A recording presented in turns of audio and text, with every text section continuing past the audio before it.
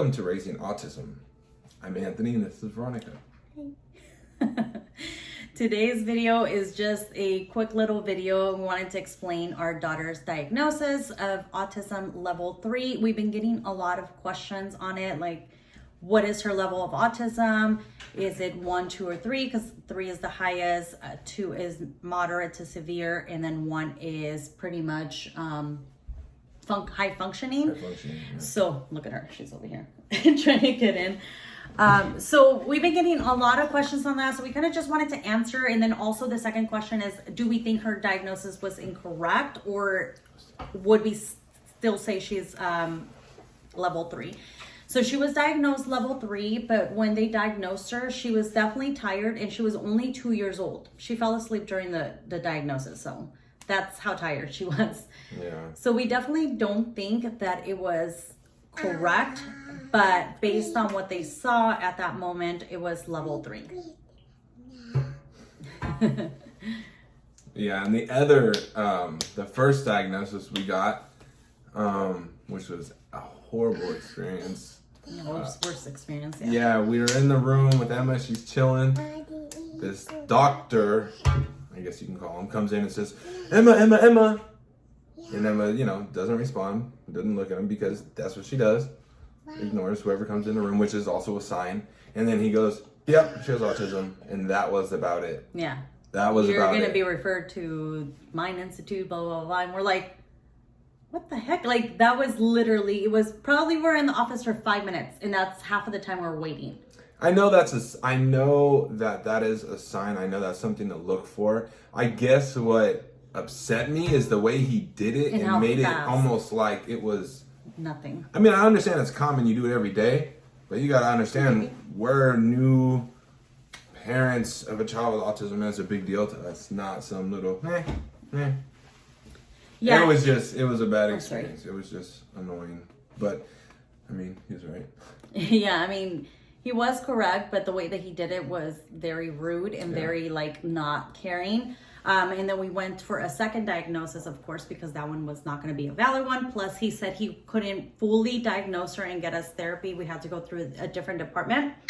So when we went to the other department, Emma was super tired. She made 0 eye contact. She cried every time we would transition.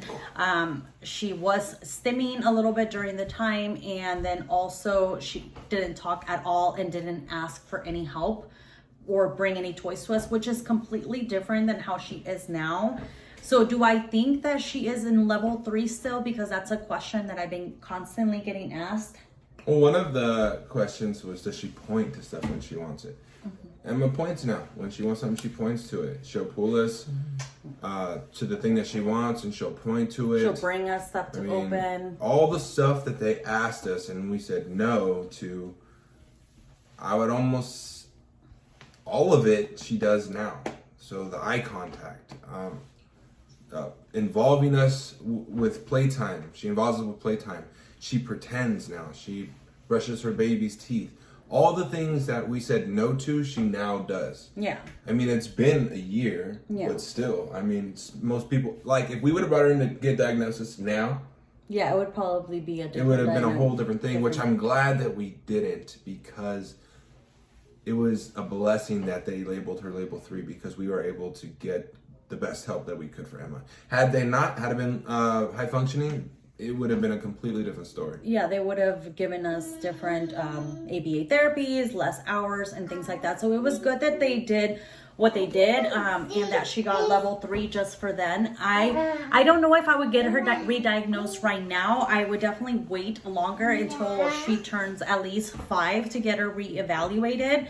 Unless they do it for school, of course, they might have to re-evaluate her for school, but I would wait just to see what other improvements she does, or if there's any regression during that time or anything like that. But do I think she's in level 3? I don't think she is, but I also don't think she's high functioning right now, just because she does communicate, but not all the time. And there's times that I feel like she's a level 3 because there's no communications. She's frustrated all the time. She's stimming by doing little turns or like verbally stimming all day long. Yeah, her verbal stims or something, but her other stims that she had when she was young, Yeah, they I dropped. almost don't even see them at all anymore. She no longer spins everywhere. The only stimming she does is probably the ABCs. But I think, this is my theory, I think that in 6 months from now, Veronica's opinion on Emma being level 2 will be level 1 in about 6 months, at least 6 months from now. Yeah, At the I'm rate not Emma is saying that progressing, I think she only labels Emma level 2 and not level 1 because she's not speaking at us. Yeah. She speaks now. She talks here and there. She'll tell us stuff. She is able to understand, like, when we tell her when we tell her things like, give me a kiss, she knows to give me a kiss. So she follows instructions when we tell her, let's go to the bathroom and take a bath. She'll go to the bathroom and take a bath, you know? She understands and she knows what we're saying. Obviously, all kids with autism know what we're saying. They just can't communicate. And she communicates a little bit, but it's not all the way there that I would label her a level 1 yet. But it can definitely change. Hello. It can definitely change. And I've been getting a lot of messages from our subscribers saying that they think she's going to be high functioning. And do we think she's going to talk? I do think she's going to be able to talk. What do you think? I think she's going to be able to talk in different languages, honestly, because Emma is learning Spanish at a ridiculously fast rate, an abnormal rate.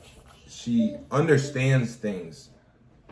I've never told her how to say more in Spanish. She just knew it. It's like she just knew. She's saying mas, which maybe she overheard me say it, but what's crazy about it is I only have to tell her once. She only listened to the ABCs maybe once or twice in Spanish, and then she was already singing them as a stem in ABCs when she was getting upset, which is crazy. But it's awesome because I think she'll be able to speak multiple languages, not just Spanish. I think if she really tries, she'll be able to speak more. Yeah. She has a really good memory. So yeah, so I mean, I definitely do think she's going to be able to speak. How's that for high functioning? Story. But yeah, I mean, I definitely don't think her level of autism was diagnosed correctly, and we are planning to get her re-diagnosed, but not until later when she's ready to start school. Do you have anything else to say about that? On the levels also or in anything 6 months, my goal is to have Emma doing multiplication. I think she'll be able to do 1 + 1. Let's just have her play like a normal kid for a second. You hear what I said? 1 + 1 = 3. No, she'll be like 1 + 1 = 2. Oh, wow. 1 + 1 = 3. Maybe we should teach you multiplication. I was joking. She's going to be a little genius. If Daddy has anything to do with it. Yeah, but that's basically the whole entire thing that I wanted to tell you guys and talk to you guys about, just because I feel like this video was going to take long enough of an explanation to tell you guys about the diagnosis and what we think she really is as far as levels.